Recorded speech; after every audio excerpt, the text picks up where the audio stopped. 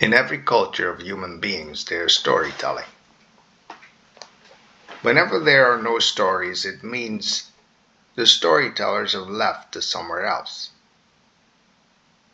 Because of this, there are stories where they went to and silence where they left from, until yet another storyteller ventures into the community without stories and tells a story. This story is about a biodiverse culture of human beings that was visited by the storyteller Pong.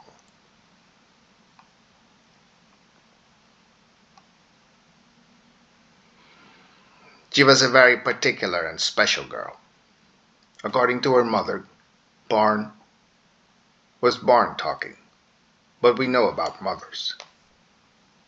They always imagine things during delivery and were best served for arguing these claims. Still, someone else did say that Pong's mother must have mistook the birth wail of her newly born for a baby's prattle. It so happens that someone was the storyteller Ping.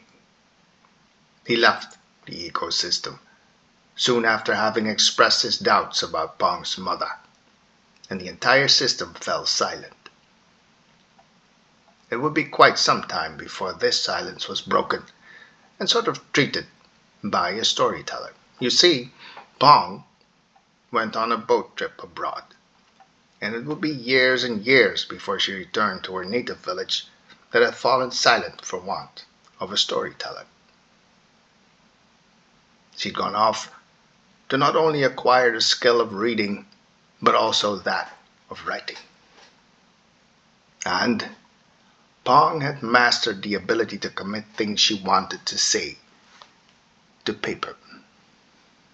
Yes, Pong now knew both writing and reading out loud. The first story she actually told was to a group of young adults.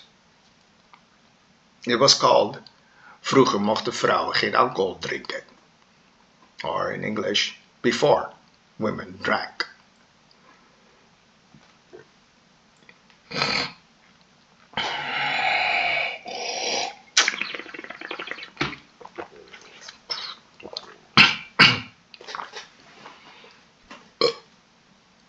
Excuse me. It turned that story was deemed heretic and injurious to the fraternity. Pong was run out of the academic place where she had discovered her talent for hitting a story home. Of course, Before Women Were Drunks wasn't about any religion at all. It was Pong's expression of an imminent threat that she felt was devouring things. She'd been watching much news and had purchased a UMTS radio that enabled her to practice using her lovely ears. Tuned into hearing oncoming traffic, her dad used to say when Pong was not around, of course. After Pong returned to her native village, her dad solemnly declared it had been Pong's ears and hearing that had prevented his baby girl from harm. Harm worse than being chased out of academia. The story Pong told this time would not get her run out of town. Want to hear it? Here it goes.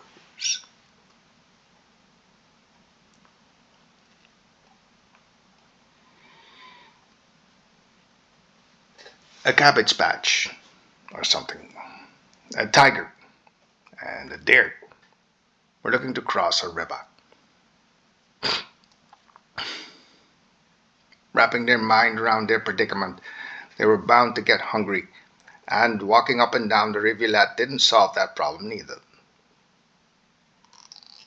The rooster, sitting on top of the church, saw the three of them ambling back and forth, growing more and more hungry.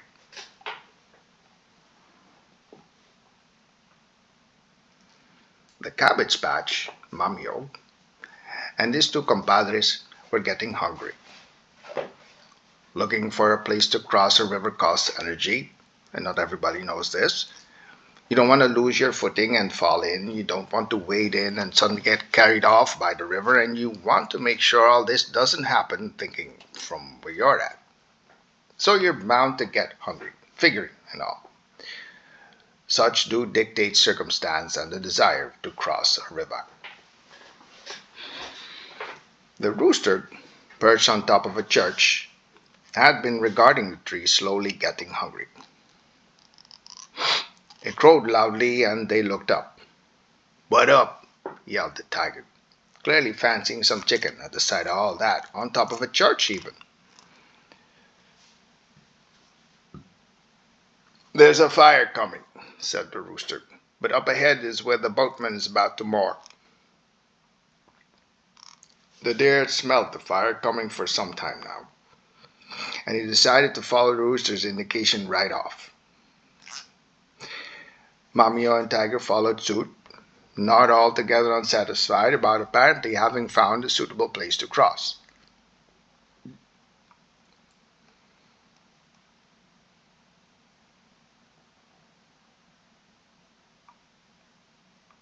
Indeed, it wasn't long before they found the little dock and saw a boat approaching it. The tiger sized up Dia, our buck, and Mamio silently put up with a similar regard from the deer. Mamio decided to strike up conversation to kill both time and appetite before the boat arrived, and inquired what Tiger's name might be. It took a precious few seconds before Tiger replied, "I don't talk to my food. I don't play with my food. I eat my food."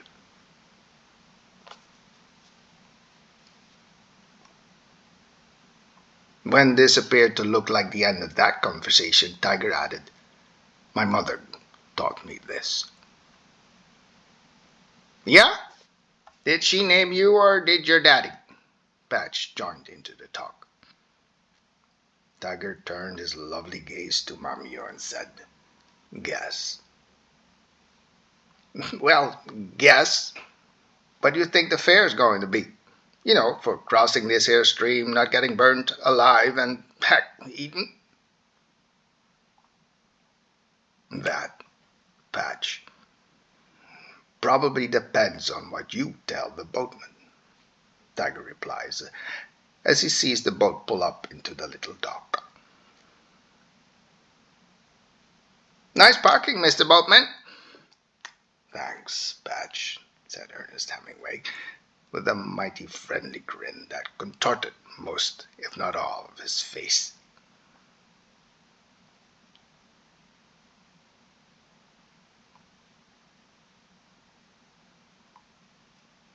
Mamio continued and said, "We'd like to kindly request you to ferry us across this river in your boat there, so as to we don't meet an untimely end of life due to fire and or slaughter."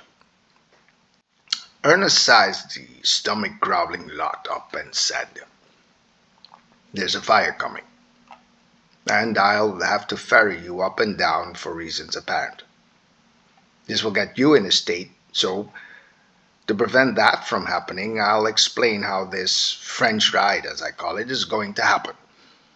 First, you, Patch, and the deer will get on, leaving Tiger there. We'll drop Patch off, and you, deer, and I will come back for Tiger. After all this, the two of you, Tiger and deer, will be there as well. That'd be about half an hour after we drop off Patch, then," accounted Dia. "Yes, that'd be about that long." The boatman ushered the first two aboard, slightly hurriedly, as there was a fire coming, and off they went. Without Mamio, and including Dia, it was another 25 minutes before Tiger jumped aboard and laid down flat on deck. Both Church and Rooster had disappeared in a fiery hold. The dock itself was being threatened, and the boatman must have been happy to see Tiger had been brave enough not to run off and wait for his return elsewhere, further away from the rooster.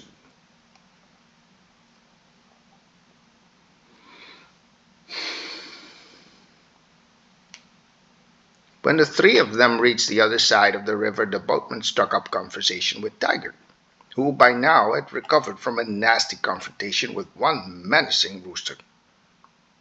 He started by saying it was always remarkable to find the weather on this side of the river so much more alpine, but that today the fire they'd just left added a huge amount of difference to the whole experience. Remarkable, replied Tiger. He said remarculous, that's not a word, as he looked at Dia leaping onto the dock and off into the wild ahead. The boatman continued voicing his appreciation of the weather on this side of the river as he moved the boat around a bit and took his time docking. By the time Tiger could get off there was no sign of Dia. Looking back to where the three of them had left, he saw the rooster's mane tower high above a red and yellow burn, like thick black cloth covering the television set in winter. "What do I owe you?" the tiger asked the boatman. "Nothing you can spare," replied the man. "But if I want to go back across," Tiger hazarded. "Don't bring it there, Tiger." And off he was, urged by a need to stay alive. The fire eventually went out and left the place a desolate moonlight landscape.